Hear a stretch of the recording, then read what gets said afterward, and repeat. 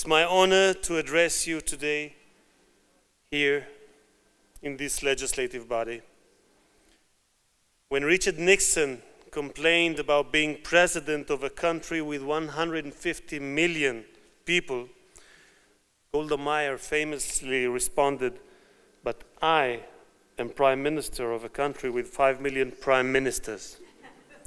Golda got it right.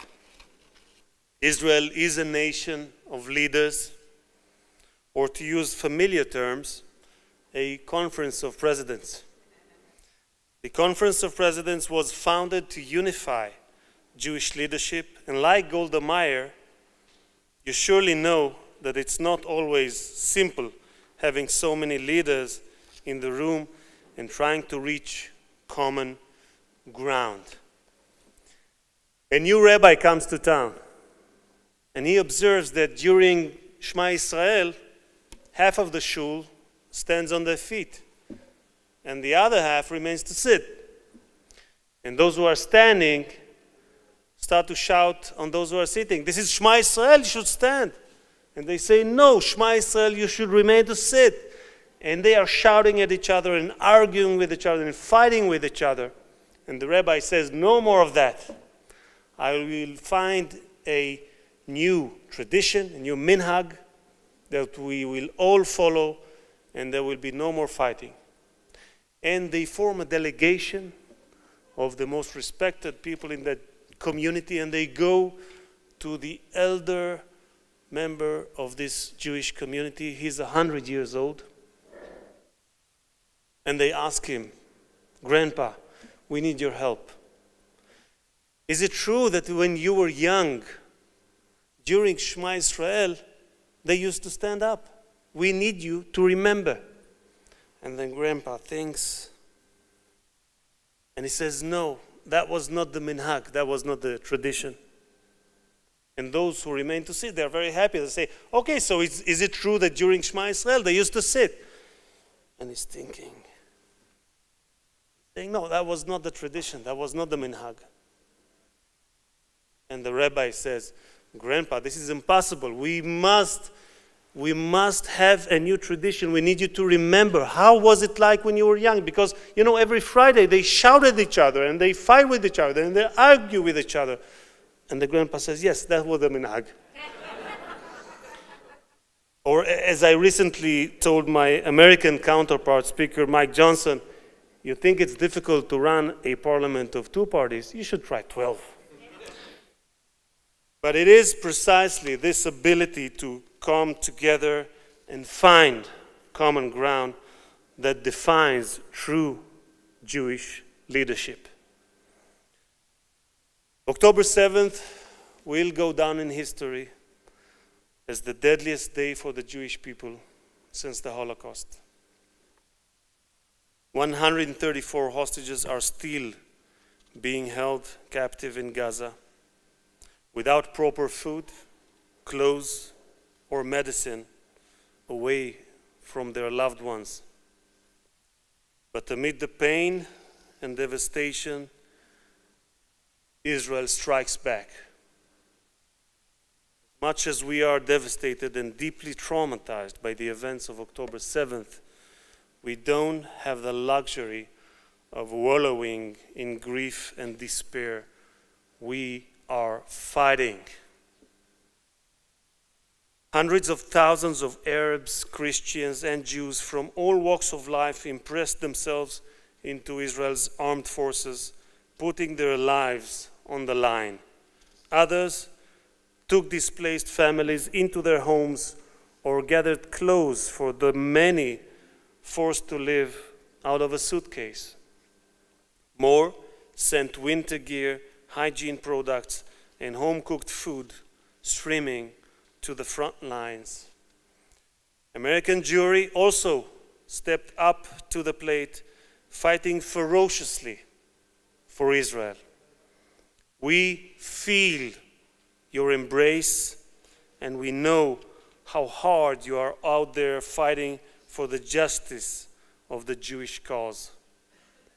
Your service not only earns you a place in Jewish history, but will also inspire generations of American and Israeli leaders to rise to the call of the hour and fight for what's right. As I told Speaker Johnson in Washington last week, the last 4 months have taught us the meaning of unity and friendship. Let me tell you a few words about the delegation that Malcolm mentioned earlier. I was invited by my counterpart, Speaker Mike Johnson, to Washington.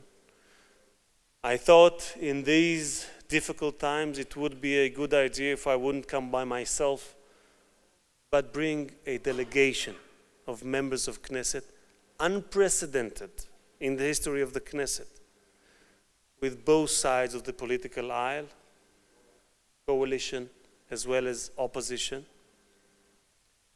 We also brought with us a delegation of hostages, of the families of the hostages, of 3 religions, Christianity, Islam, and Judaism. This was a demonstration of unity, of a shared cause. And I think it was very significant to our friends, and we had pretty high levels, thank you again, Malcolm, meetings, to see that with their own eyes. Our unity and shared resolve will ensure we not only win this war, but emerge from it more secure than ever before. Hamas's terrorist infrastructure is on the verge of collapse. We are winning, but we must see our victory all the way through. The United States and Israel face a common threat of global terror emanating from a nerve center in Iran, which is indeed the head of the snake, trying to destabilize the region through their proxies: Hamas, Palestinian Islamic Jihad, Hezbollah, Shiite militias, and the Houthis. Ending the Ayatollah's reign of terror is the free world's most pivotal pursuit. We are thankful for the American administration, and we are thankful for President Biden that came unprecedented during this war in the first days. And not only did he say the right things, but he did the right deeds. He brought the carriers with him, sending a very clear message to our other enemies: stay out. This was very meaningful and very powerful. Let me tell you this, my friends. Iran must not exit this war the way it entered.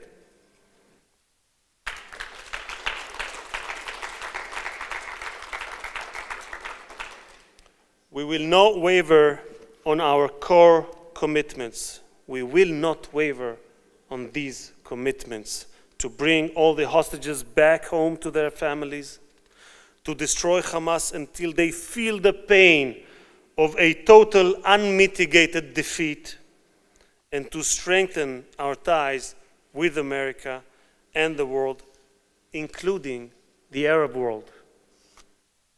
Together, we will achieve security for the world's first Jewish state in 2,000 years, such as we never had before. One state, one people, one prayer. העושה שלום במרומיו, הוא יעשה שלום עלינו ועל כל עמו ישראל, ונאמר Amen. Thank you very much.